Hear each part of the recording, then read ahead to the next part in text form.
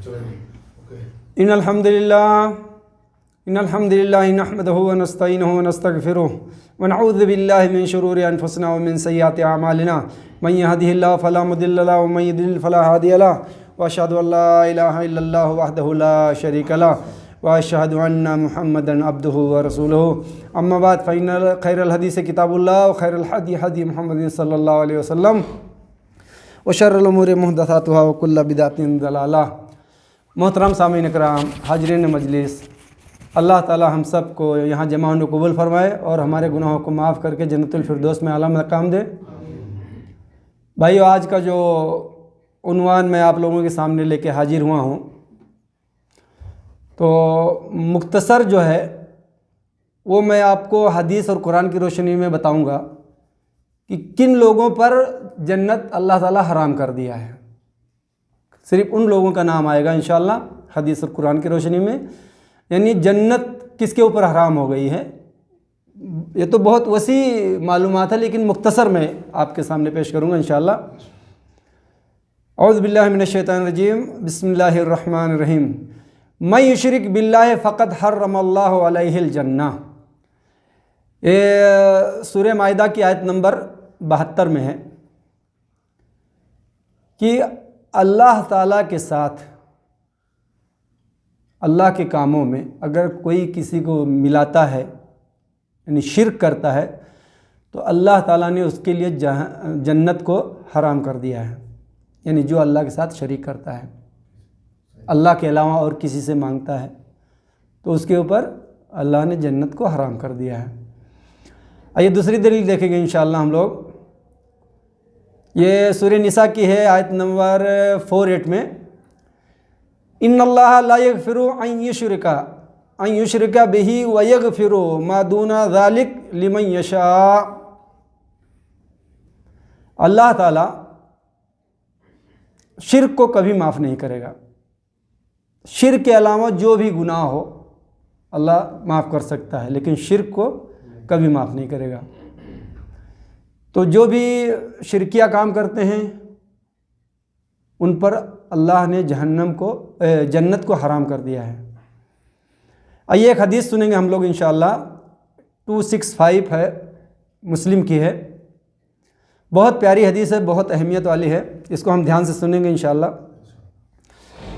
अब्दुल्ला बिन मसऊद रज़ी अल्लाह अन्हु से उन्होंने नबी करीम सल्लल्लाहु अलैहि वसल्लम से रिवायत की, आपने फरमाया जिसके दिल में जर्रा बराबर किब्र होगा वह जन्नत में दाखिल ना होगा। जर्रा बराबर, अब जर्रा जो है ये उलमा और जो यानी मुसलमानों की जो अक्सरियत है, जर्रा का माना ये लेते हैं कि एक तो लेते हैं कि चींटी से भी छोटा, जो एक चींटी होती है फूंक मारने से उड़ जाए। दूसरा माना जो सबसे बेहतरीन है कि कमरे में थोड़ा अंधेरा हो और सूरज की रोशनी खिड़की से आए, दरीचे से आए, तो उसमें देखो कि बारीक बारीक क्या उड़ते रहते हैं, डस्ट।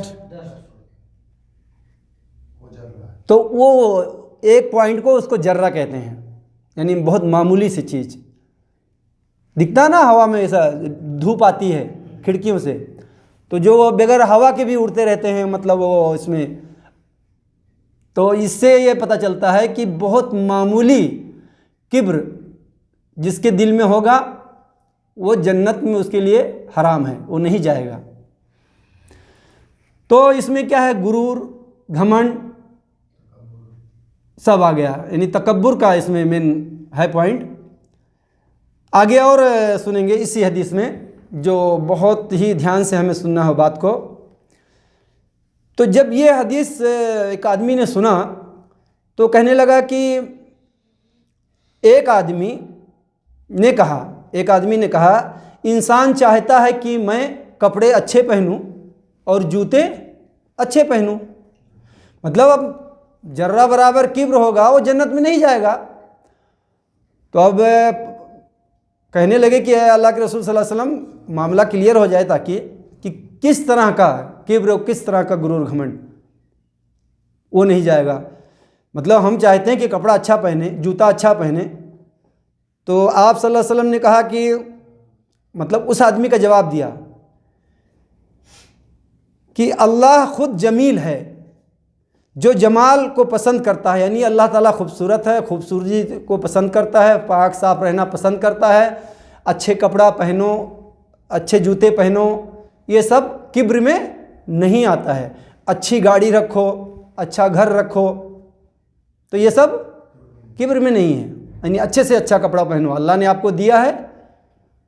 तो इसी हदीस में आगे मामला क्लियर कर दिया है, यानी आप सल्लल्लाहु अलैहि वसल्लम ने मामला को क्लियर कर दिया है कि किसको कहते हैं किब्र।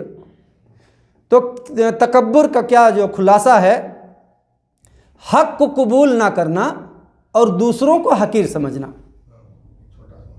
इतनी खतरनाक ये बीमारी है, इतनी खतरनाक बीमारी है कि बहुत कम आदमी बच पाते हैं। इतनी खतरनाक बीमारी है, अच्छे अच्छे नमाजी परहेजगार नहीं बच पाते हैं इस चीज़ से। इतनी भयानक बीमारी है ये। पॉइंट क्या है, यानी तकब्बुर का मामला इसमें क्लियर कर दिया गया है कि किसको कहते हैं, हक को, हक बात को झुठलाना, कबूल ना करना, और दूसरों को नीचा समझना यानी हकीर समझना। मामला क्लियर हो गया। तो हर आदमी अपना जायजा ले तो कहीं ना कहीं फंसा हुआ है, इल्ला माशाअल्लाह बहुत कम पाए जाएंगे इस तरह के जो बचे हुए हैं, वरना कहीं ना कहीं किसी न किसी में कोई ना कोई बीमारी है ही है। तो अब सबसे पहले पॉइंट जो हम समझेंगे कि हक को कबूल ना करना, ये किब्र में आता है, तकब्बुर में आता है। जिसके दिल में जर्रा बराबर भी रहेगा वो जन्नत में नहीं जाएगा। और भाइयों, ये बहुत प्यारी हदीस है मुस्लिम की 265। इसको हमें अपने ज़िंदगी में इसको सामने रख के अपना लाइफ गुजारना है हमें। तो मान लीजिए दीन का बात कोई आपके सामने पेश कर रहा है, अब आपको कुछ नहीं पता है, सिर्फ आप अपने बाप दादाओं के उस पर चल रहे हैं, नहीं मानता मैं।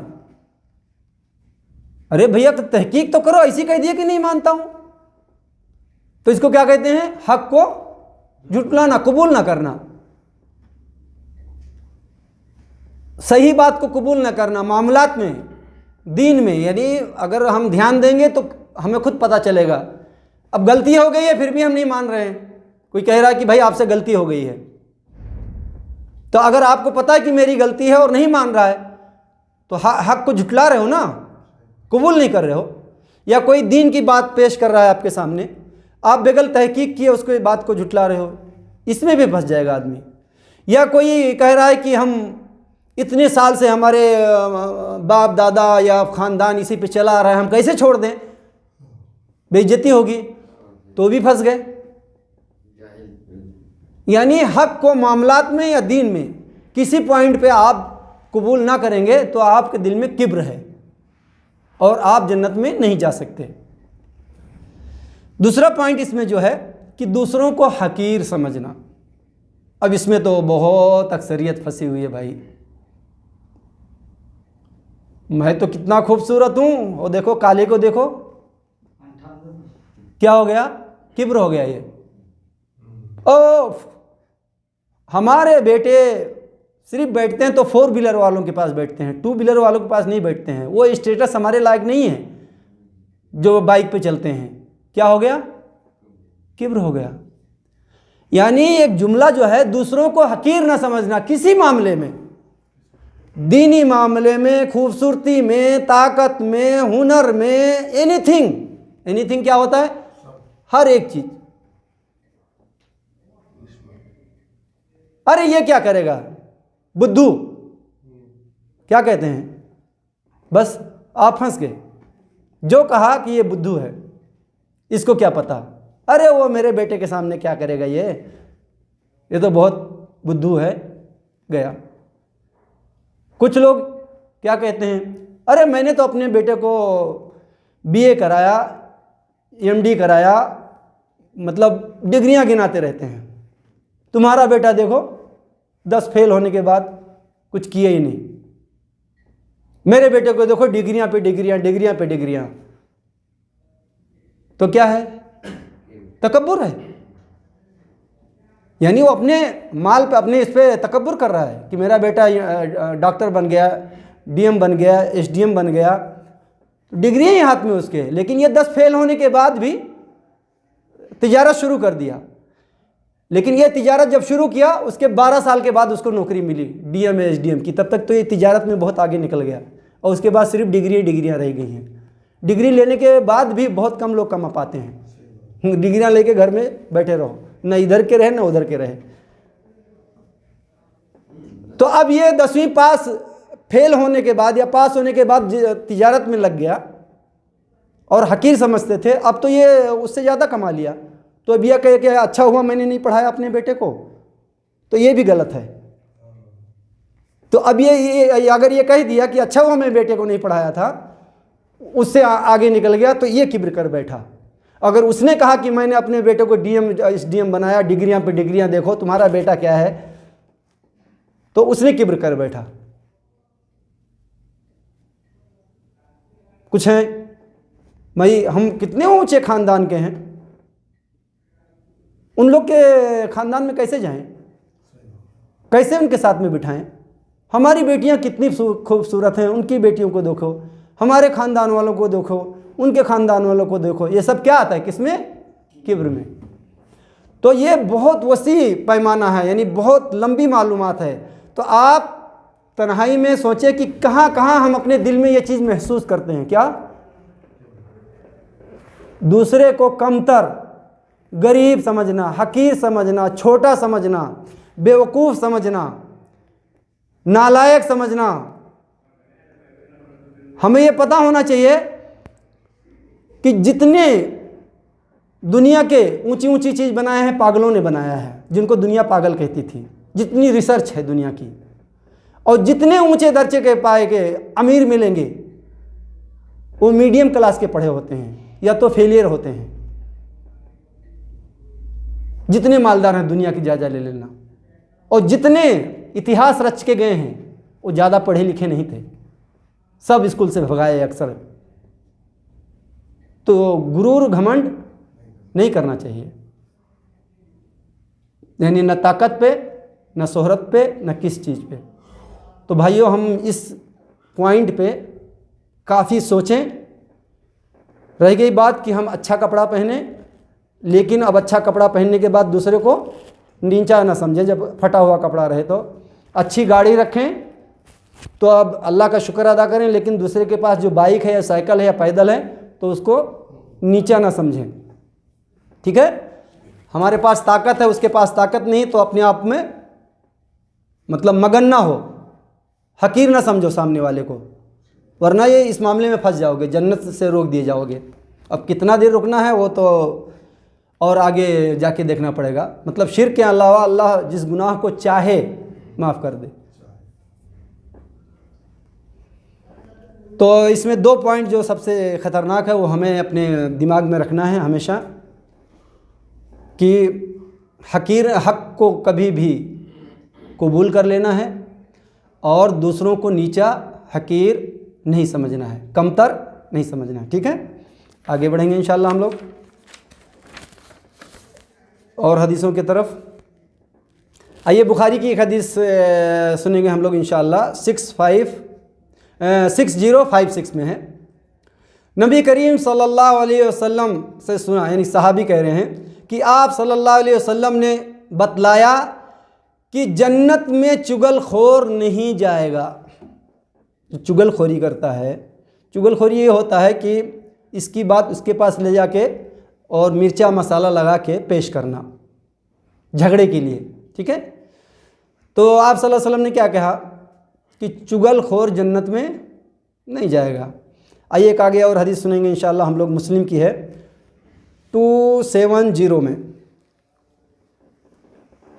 इसमें यह है कि हदीस यूँ है, मन लकी अल्लाह ला युशरिकु बिही शयअन दखलल जन्ना व मन लकियहु युशरिकु बिही शयअन दखलन नार।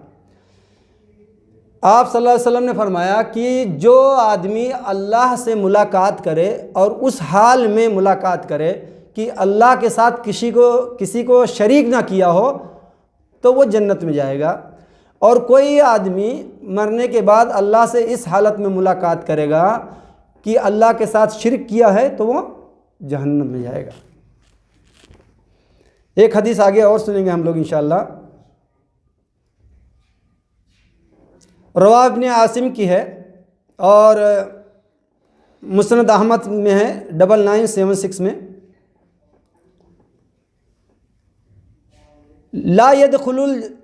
ला यदखुलुल जन्नत आकू वला मुकद्दिबु बिक़द्र वला मुदमिनु खम्र।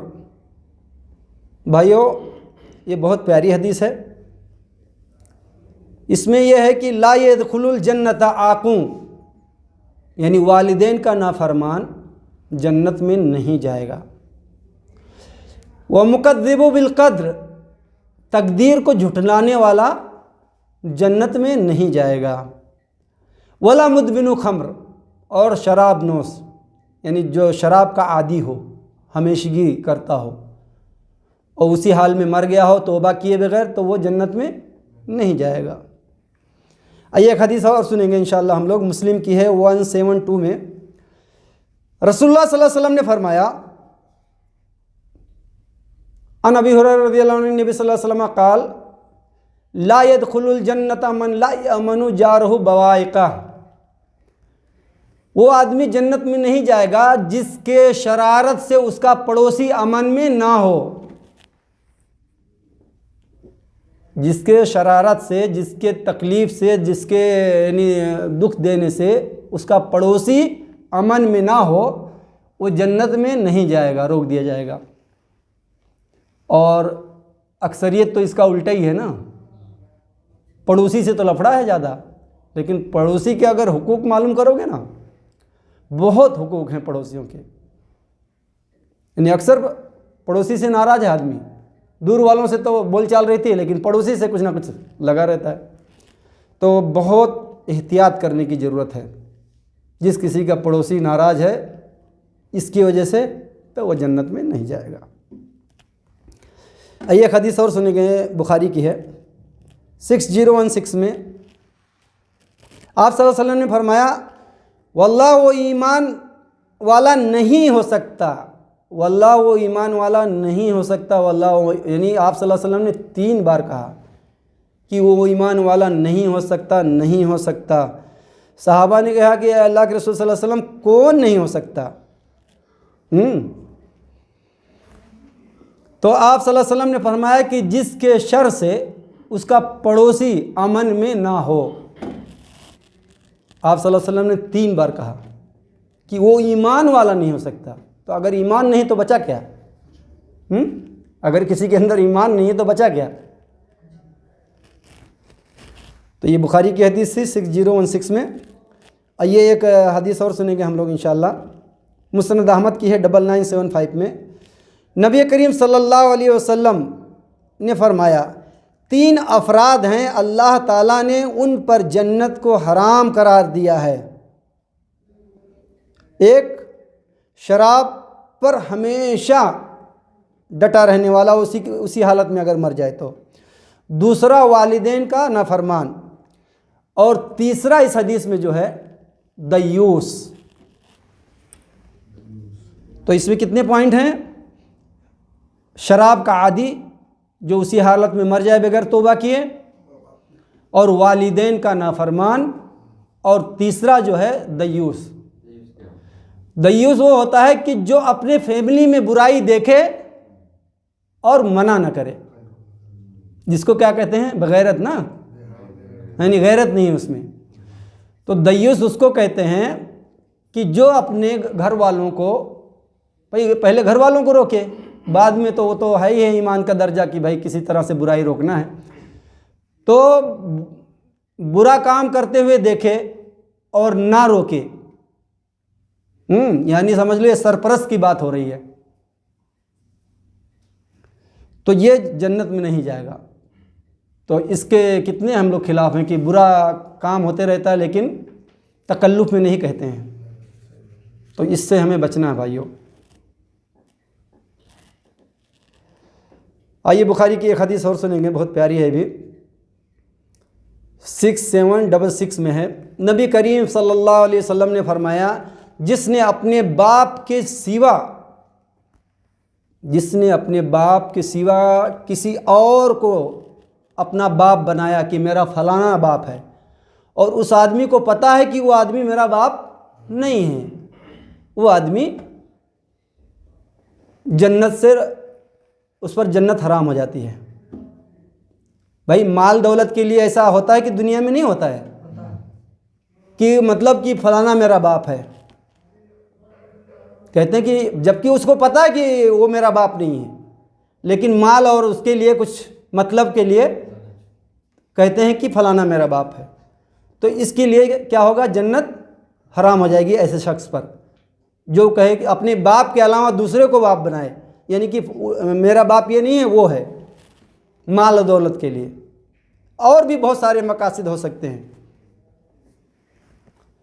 तो ऐसा शख्स के ऊपर जन्नत हराम हो जाती है। आइए एक और हदीस सुनेंगे इंशाअल्लाह, मिशकात की है, मिशकातुल मिसाबीह में है 3760 में। हजरत अबू अमामा रज़ियल्लाहु अन्हु बयान करते हैं कि रसूलुल्लाह सल्लल्लाहु अलैहि वसल्लम ने फरमाया, जिस शख्स ने अपनी कसम के जरिए किसी मुसलमान शख्स का हक हासिल किया तो अल्लाह ने उसके लिए जहन्नम को वाजिब कर दिया और उस पर जन्नत को हराम करार दे दिया। ये बात सुनकर किसी आदमी ने आप सल्लल्लाहु अलैहि वसल्लम से अर्ज किया, अल्लाह के रसूल, ख्वाह वो मामूली सी चीज़ हो। आप सल्लल्लाहु अलैहि वसल्लम ने फरमाया, ख्वाह वो पीलू की शाख हो। यानी एक आदमी, एक मुसलमान कसम खा के किसी मुसलमान का माल ले लेता है, हाँ, तो उस पर जन्नत हराम करार दे देता है अल्लाह ताला। तो किसी ने पूछा कि अय अल्लाह के रसूल सल्लल्लाहु अलैहि वसल्लम, क्या मामूली सी चीज़ पर? तो आप सल्लल्लाहु अलैहि वसल्लम ने कहा कि ख्वाह वो पीलू की शाख, अल्लाह अलम ये कोई ऐसा मिसवाक वगैरह या कोई छड़ी, कोई जड़ी, मतलब कोई दरख्त वगैरह की, यानी इतनी मामूली सी चीज़ भी हमने कसम के जरिए हासिल कर लिया कि नहीं ये मेरा है। तो हम लोग कितना धोखा देते हैं भाई, अक्सरियत कितना धोखा देती है माल के चक्कर में, नहीं ये मेरा है, वल्लाह ये मेरा है, कसम बिल्लाह ये मेरा है ना। यहाँ मामूली सी चीज़ पे है, देखो जन्नत को हराम करार दे दिया।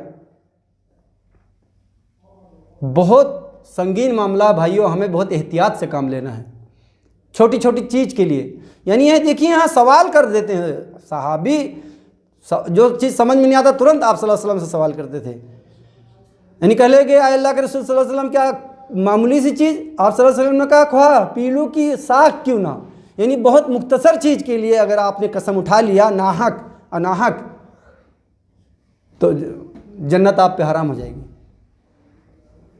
बहुत संगीन मामला भाइयों। आइए एक हदीस और सुनेंगे, 1 2 3 हदीसें और हैं, उसके बाद बयान को ख़त्म कर देंगे इंशाअल्लाह। अल्लाह जज़ाए खैर दे आप लोगों को। अबू दाऊद की है 2760 में, रसूलुल्लाह सल्लल्लाहु अलैहि वसल्लम ने फरमाया, जो किसी मुवहिद को बगैर किसी वजह का कत्ल कर दे तो अल्लाह उस पर जन्नत हराम कर देगा।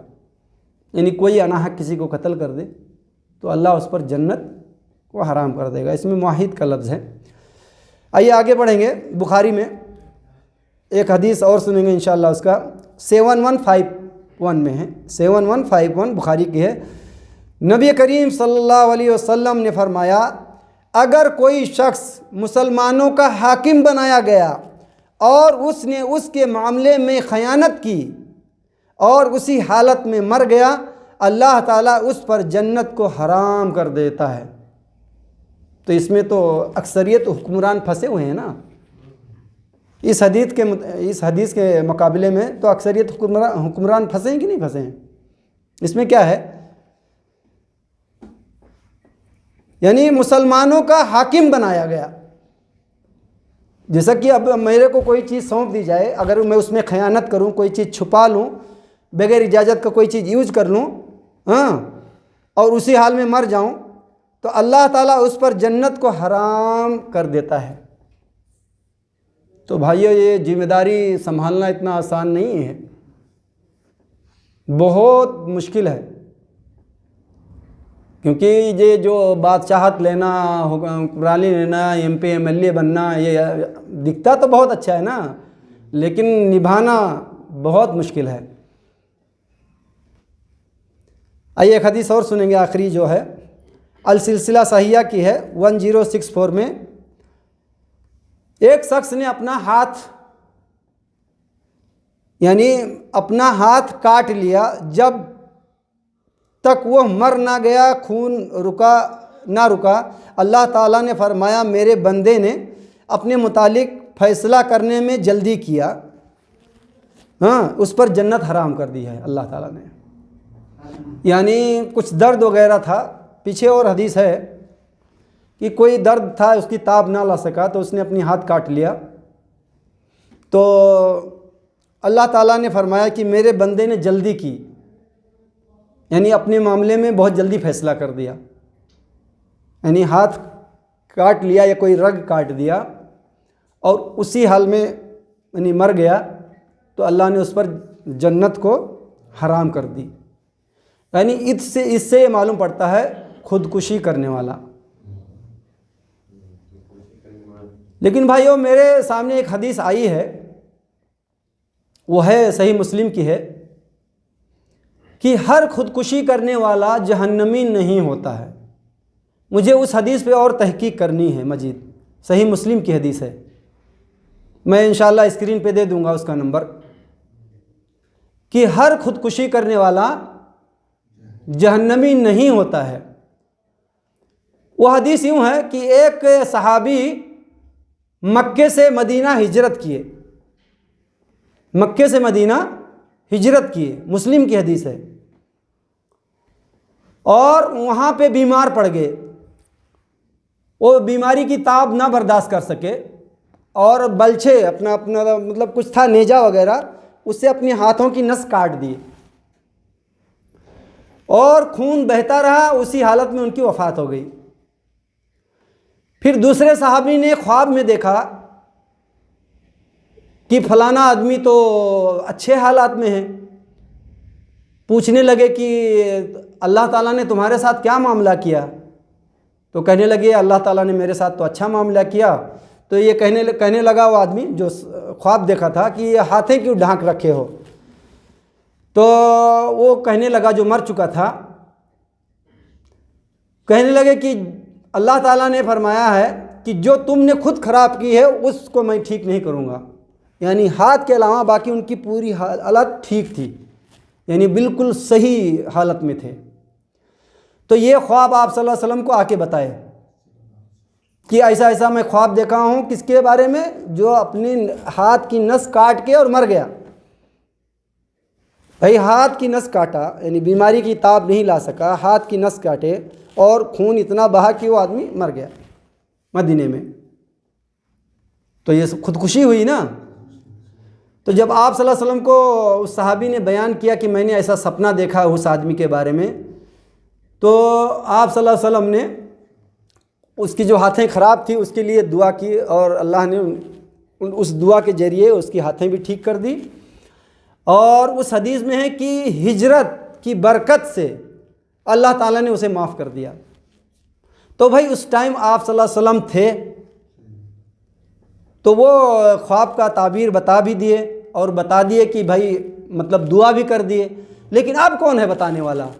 मान लीजिए कोई खुदकुशी करता है, हालांकि मैं इस हदीस पे और तहकीक करूँगा इंशाअल्लाह, मुस्लिम की जो हदीस में पेश करूँगा उसकी तहकीक और बाकी है, उसमें जो है आप जाके लफ्ज़ ब लफ्ज़ पढ़ सकते हैं। तो अल्लाह ताला ने उसे माफ़ कर दिया।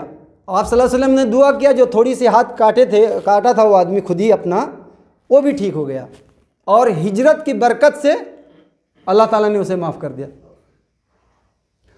तो इसका उन्वान ये है, हेडलाइन जो है सही मुस्लिम में, कि हर खुदकुशी करने वाला जहन्नमी नहीं होता है। हेडलाइन में क्या लिखा है? कि हर खुदकुशी करने वाला जहन्नमी नहीं होता है। भाइयों हम सुने कि फलाना आदमी ये किया, तो भाई सुने बस, किया है किया, हुक्म ना लगाएं, हुक्म ना लगाते बैठे हैं। कि मतलब वो जहन्नम में ही गया होगा। मतलब थोड़ा सा ये करें अपना, पता नहीं हकीकत क्या है, पता नहीं वो दम तोड़ते वक्त कलमा पढ़ लिया कि नहीं पढ़ा। हाँ हाँ भाई, आखिरी खात्मा मेन है ना। इन्नमल आमालु बिल खवातीम, मुस्लिम बुखारी की हदीस है कि अमल का दारो मदार आखिरी खात्मे पे है। यानी खात्मा आखिरी हुआ किस पर?